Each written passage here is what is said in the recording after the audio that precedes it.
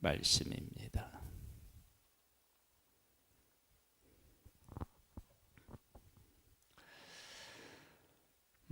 사무엘하 21장은 아주 중요한 그 사실을 우리에게 깨우쳐 줍니다. 말씀을 한번 보겠습니다. 다윗의 시대에 해를 거듭하여 3년 기근이 있으므로 다윗이 여호와 앞에 간구하매 여호와께서 이르시되 이는 사울과 피를 흘린 그의 집으로 말미암음이니 그가 기부한 사람을 죽였음이니라 하시니라. 기부한 사람은 이스라엘 족속이 아니요 그들은 아모리 사람 중에서 남은 자라. 이스라엘 족속들이 전에 그들에게 맹세하였거늘 사울이 이스라엘과 유다 족속을 위하여 열심히 있으므로 그들을 죽이고자 하였더라. 이에 왕이 기부한 사람을 불러 그들에게 물으니라. 1절, 2절 이 말씀을 우리가 이제 바르게 알려면 하나님의 백성이 약속의 땅을 정복할 때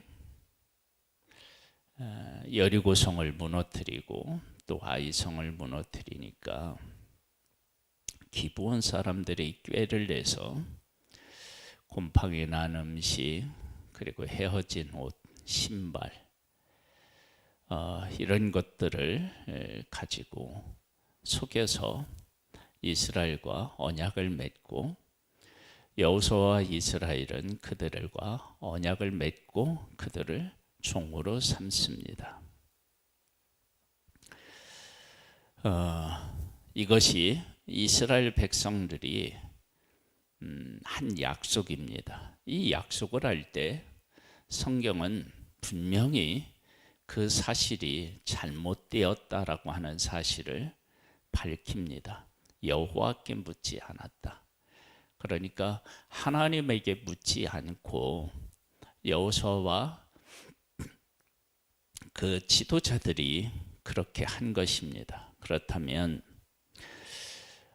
이들이 한 약속에 대해서 하나님은 책임을 지실 필요가 사실은 없죠. 왜냐하면 하나님 앞에 묻지 않고 그들이 그 언약을 맺었으니까요.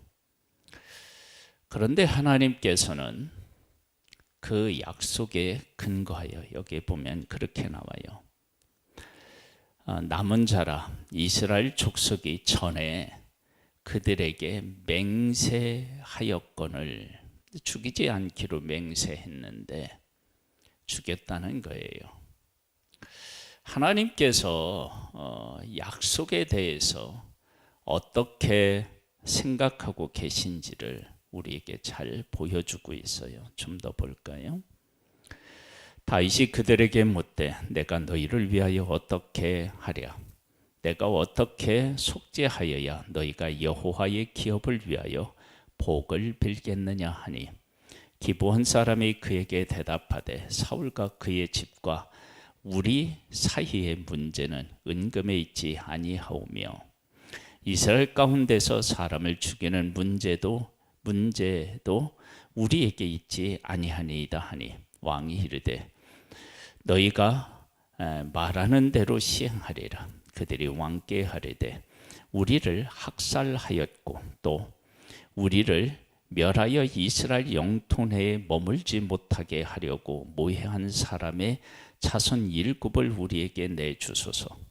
여호와께서 택하신 사울의 고을 기브아에서 우리가 그들을 여호와 앞에서 목매어 달겠나이다 하니 왕이 이르되 내가 내주리라 하니라. 기부한 사람들이 두 가지를 얘기해요. 이것은 은금에 있지 않다. 그리고 이 일은 이스라엘 전체에 있는 것이 아니라 사울의 집안과 우리들 사이에 있는 일이다. 근데 사울은 왜 기브온 사람들을 죽였느냐? 그러면 이스라엘과 유다 족속을 위하여 열심히 있었대요. 여러분, 하나님께서 사울을 왕으로 세웠을 때 기브온 사람들을 해하라고 그 자리에 세운 거 아니에요. 사울이 해야 할 일은 하나님이 명령하신 일, 즉 아말렉 사람을 진멸하러 갈 때 진멸하고요. 전쟁에 나가서 하나님 앞에 이렇게 제사 드렸던 일들, 그런 일들을 하지 않고 하나님의 말씀에 순종하면 되고요. 그리고 이스라엘과 유다를 위해서 열심을 냈다고 하는데 그 열심이라고 하는 것이 하나님의 뜻대로 살아가면 하나님께서 사울을 통해서 하나님의 백성을 통치하고 다스리신다고요. 그러니까 하나님의 말씀에 순종하지 않으면서 내 생각과 내 뜻을 가지고 열심히 살아가는 것은 문제를 일으켜요. 교회도 가정도 이 나라도 마찬가지입니다.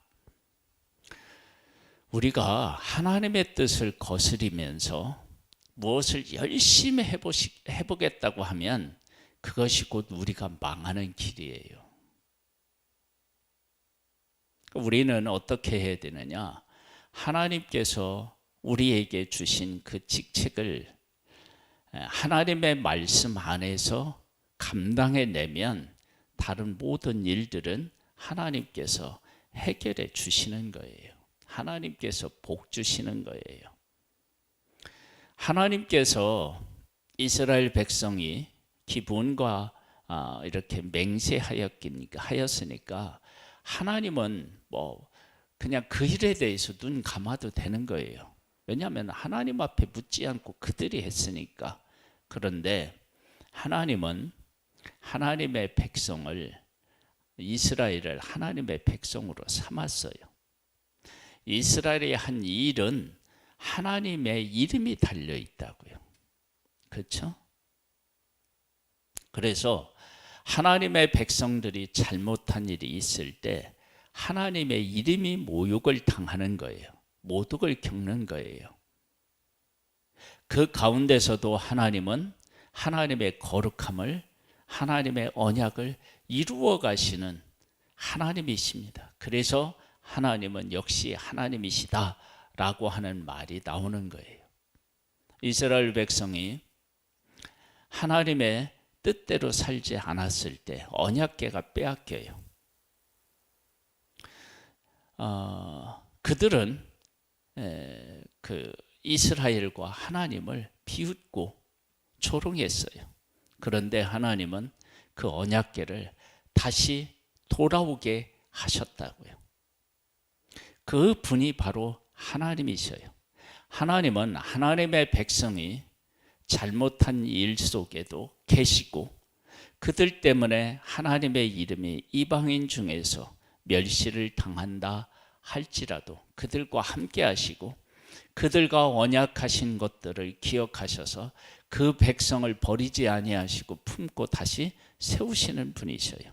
그런 측면에서 하나님의 백성이 기브온 사람하고 맹세한 이 일에도 하나님께서 책임을 지시는 모습을 보게 됩니다.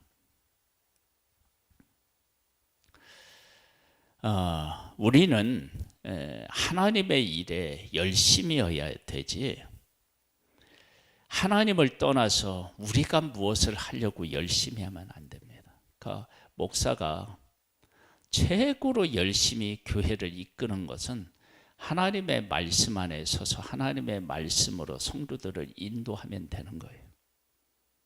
그거 외에는 없어요. 제가 뭔 열심을 가지고 해야 하나님을 기쁘시게 하고 하나님의 뜻을 이룰 수 있겠습니까? 가정에서도 마찬가지고 이 나라도 마찬가지입니다. 지금 전 세계적으로요.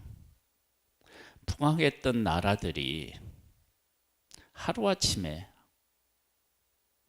문제가 많은 나라로 이렇게 전락하는 모습들을 보게 돼요. 그런데 그 모든 나라들이 다 하나님의 말씀을 거역하고 하나님의 뜻에 맞지 않고 이방인들의 뜻을 따르고 그런 풍습을 따르는 데서 일어난 일들입니다.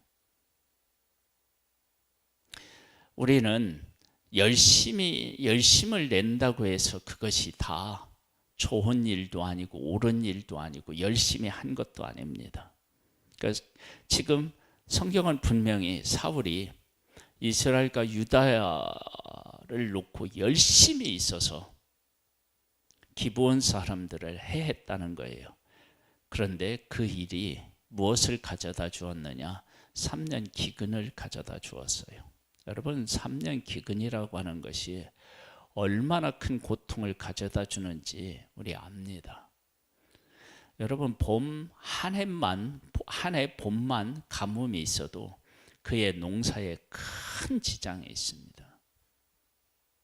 그런데 3년 동안 기근이다? 그러면 살기가 막막할 정도로 힘들고 어렵습니다. 그리고 3년 기근은요, 하나님께서 하나님의 백성들에게 내리는 엄청난 이 징계라고 할 수 있습니다. 아합 시대에 얼마 동안 기근이 있었죠? 3년 6개월 아니에요. 그렇죠?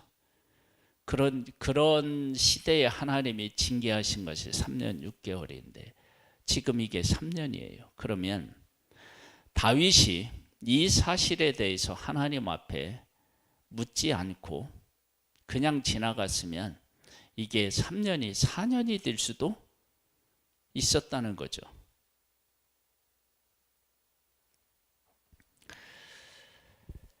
한번 보겠습니다. 7절입니다. 그러나 다윗과 사울의 아들 요나단 사이에 서로 여호와를 두고 맹세한 것이 있으므로, 여기도 이제 맹세가 나와요. 왕이 사울의 손자 요나단의 아들 무브보셋을 아끼고 왕이 이에 아야의 딸 리스바에게서 난 자 곧 사울의 두 아들 알모니와 무비보셋과 사울의 딸 메랍에게서 난 자 곧 모훌랏 사람 바르실레의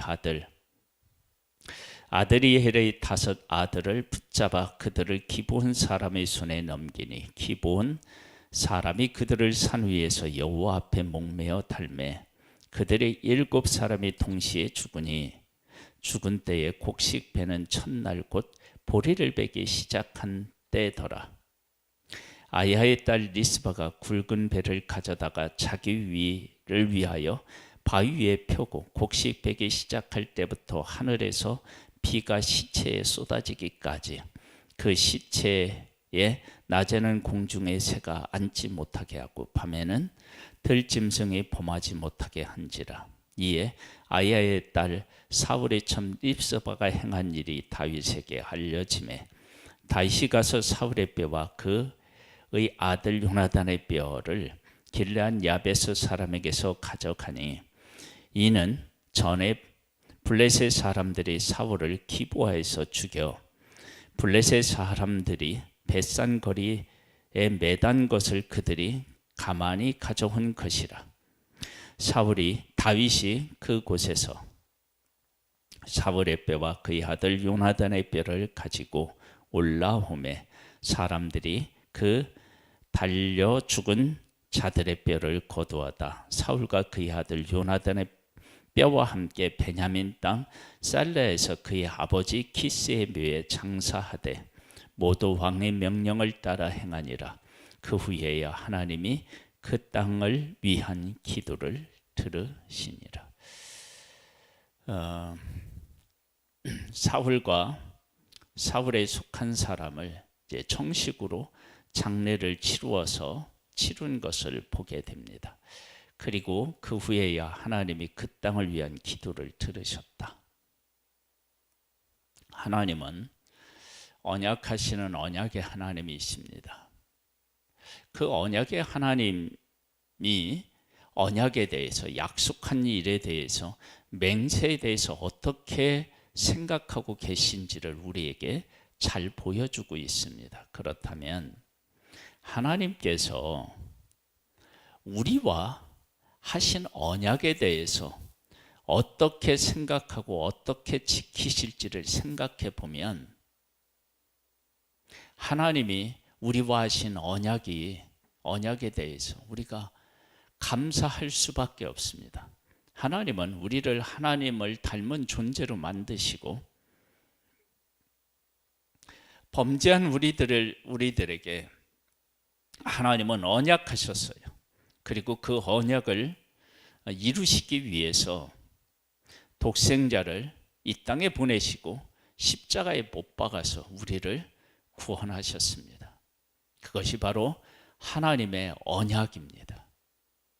그래서 우리가 하나님께서 우리에게 말씀하신 말씀들을 귀하게 여기고 그 말씀 가운데 살아가면 하나님께서 하늘문을 여시고 우리에게 복을 주시지 않겠습니까? 하나님은 신명기 28장에 보면 하나님의 말씀에 순종하는 사람들에게 내리시는 복과 저주에 대해서 말씀하셨어요. 우리가 감히 어떻게 할 수 없는 일들도 하나님이 다 하셔요. 들어가도 복을 받고 나가도 복을 받고 떡반죽 그릇에도 복을 받고 우양의 새끼에도 복을 받고 적군이 왔다가 한 길로 왔다가 7길로 도망가는 일이 생겨요. 그런데 우리가 하나님의 말씀, 하나님과 우리 사이에 맺은 이 언약의 관계를 깨버리면, 언약을 깨버리면 우리는 살 길이 없어요. 우리가 열심을 내야 하는 일은 다른 데 있지 않습니다. 하나님의 말씀을 깨달아 알고 그 말씀에 순종하는 것, 그것의 열심이면 하나님은 우리를 하나님께서 주시고자 하는 언약의 복대로 복되게 우리를 이끄시는 분이십니다. 예수님은 이 땅에 오셔서 하나님께서 예수님에게 요구하시는 것을 100% 순종하여 이루셨습니다. 예수님은 인간적으로 보면 실패한 분이죠. 십자가에 못 박혀서 죽었으니까. 그러나 그 모든 것들은 하나님의 뜻을 이루신 것입니다. 하나님의 뜻을 이루셨을 때 예수님은 실패한 분이 아니라 온 인류를 구원하신 분이 된 것입니다. 하나님의 뜻은 실패하지 않습니다. 인간적으로 볼 때는 그것이 실패처럼 보일 수는 있어도 결코 그것은 실패가 아닙니다. 하나님은 하나님의 뜻대로 이렇게 살아가는 사람의 삶을 통하여 위대한 하나님의 뜻을 이루어 가십니다. 그래서 우리가 지금 해야 할 가장 중요한 일은 뭐냐? 언약을 기억하고 그 언약과 함께 살아가는 것입니다. 우리는 그것에 열심일 때 우리의 삶은 복된 삶이 됩니다. 하나님과 함께, 하나님의 말씀과 함께 복된 삶이 되시기를 주님의 이름으로 축복합니다. 15절입니다. 블레셋 사람이 다시 이스라엘을 치거든 다윗이 그의 부하들과 함께 내려가서 블레셋 사람과 싸우더니 다윗이 피곤하매 거인 아들 중에 무게가 300세겔 되는 노창을 들고 세 칼을 찬 이스비 보넛이 다윗을 죽이려고 하므로 스루의 아들 아비새가 다윗을 도와 그 블레셋 사람을 쳐 죽이니 그때의 다윗이 추종자들이 그에게 맹세하여 이르되 왕은 다시 우리와 함께 전쟁에 나가지 마옵소서. 이스라엘의 등불이 꺼지지 말게 하옵소서 하니라. 그 후에 다시 블레셋 사람과 곱에서 전쟁할 때에 후세 사람 십부게는 거힌의 아들 중 삽을 쳐 죽였고, 또다시 블레셋 사람과 곱에서 전쟁할 때에 베들레헴 사람 아레오김의 아들 엘하나는 가드 골리앗의 아우 라흐미를 죽였는데 그 자의 창자로는 배틀채 같았더라. 또 가드에서 전쟁할 때에 그곳에 키가 큰 자 하나는 손가락과 발가락이 각각 6셋이 모두 24개가 있는데 그도 거힌족의 소생이라. 그가 이스라엘 사람을 능욕함으로 다윗의 형 삼마의 아들 요나단이 그를 죽이니라. 이 4사람 가드의 거힌족의 소생이 다윗의 손과 그의 부하들의 손에서 다 넘어졌더라. 보세요. 외부의 이 강력한 적과 싸워서도 이스라엘 사람들은 이겼어요. 그런데 자기들이 하찮게 생각한 기브온 사람들 때문에 3년 기근을 당했어요.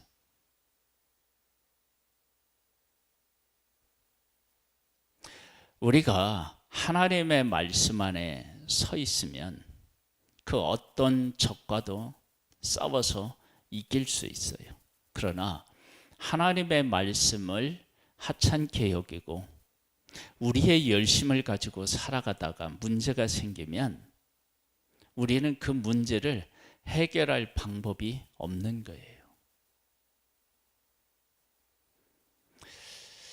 말세를 당해서 우리가 해야 할 가장 중요한 일이 무엇인지를 우리에게 가르쳐 주고 있어요.